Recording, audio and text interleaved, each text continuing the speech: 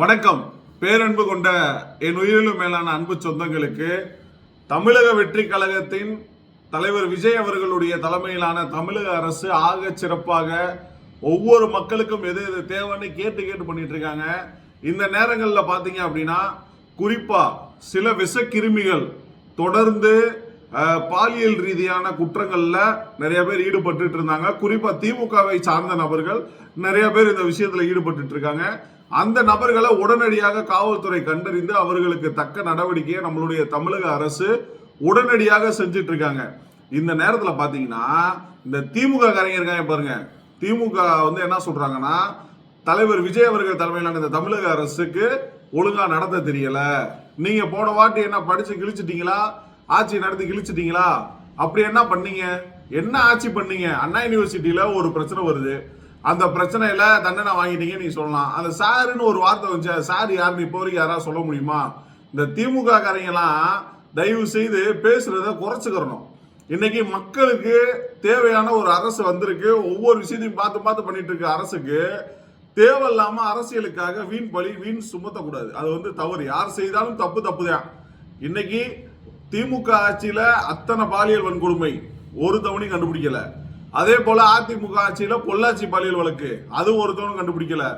அதாவது மாறி மாறி ஆட்சி செஞ்சு தமிழ்நாடு மக்களை ஏமாத்தின இந்த ரெண்டு பரதேசிகளும் இன்னைக்கு பூசா ஒரு ஆட்சி வந்திருக்கு. ஒரு மாசம் கரெக்டா ஒரு 40 நாளுக்குள்ளே ஆகல. அதுக்குள்ள 400 பஞ்சாயத்து சொல்றாங்க, 400 பிரச்சனைகளை சொல்றாங்க. இன்னைக்கு தமிழக அரசு ஆக சிறப்பாக நடந்துட்டு இருக்குன்னு மக்கள் மத்தியில பேசுறாங்க. இன்னைக்கு மக்கள் பேசுறதுதான் மகேசன் பேசுறது. அதை விட்டுட்டு நீங்க மீடியால உட்காந்து ஒரு 4 பேர் பேசுறதுக்கு, ஒரு 4 பேர் மைக் எடுத்து 4 பேர் பேட்டி கொடுக்கறதுக்கெல்லாம் நீங்க சொல்ற மாதிரி இந்த அரசு கிடையாது. தொடர்ந்து தலைவர் விஜய் அவர்களுடைய பெயரை அவப்பெயரை கேட்க வேண்டும் என்ற நோக்கத்துடன் செயல்படும் இந்த திமுகவை சார்ந்தவர்களும் அதிமுக கட்சியை சார்ந்தவர்களும் தயவு செய்து நாவ அடக்கத்துடன் பேச வேண்டும். இன்னொன்னு என்னன்னா, இன்னைக்கெல்லாம் சட்டசபை எதுக்குப்பா இருக்கு? மக்களுடைய குறைய போய் சொல்லணும், அதை போய் கேட்கணும். போறப்பே வாயை தரங்க சிஎம் அப்படின்னு சொல்லி ஒரு இதை போட்டிருக்காங்க. அவர் நல்லா பேசிட்டு தானே இருந்தார், நீங்க பாக்கலையா? கண்ணுன்னு தெரியாது குருட்டு பயலுகளா நீங்களாம்? எல்லாரும் நல்லா தான் பேசுறாங்க, எல்லா விஷயமும் தெளிவா சொல்றாங்க. உங்களுக்கு என்ன சொல்லணும்னு நீங்க நினைக்கிறீங்க? கமிஷன் கொடுக்கணுமா? முடியாது.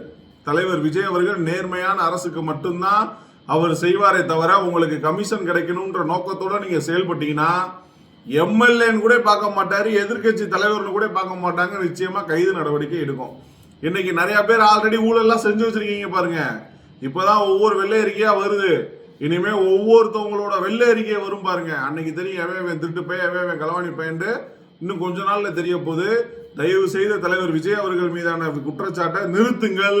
இல்லை என்றால் நாங்களும் அதற்கு ஏத்தாப்புல பதிலடி கொடுப்பதற்கும் தயாரா இருக்கும் அப்படின்றத அந்த வீடியோ மூலமா சொல்லிக்கிறேன். நன்றி.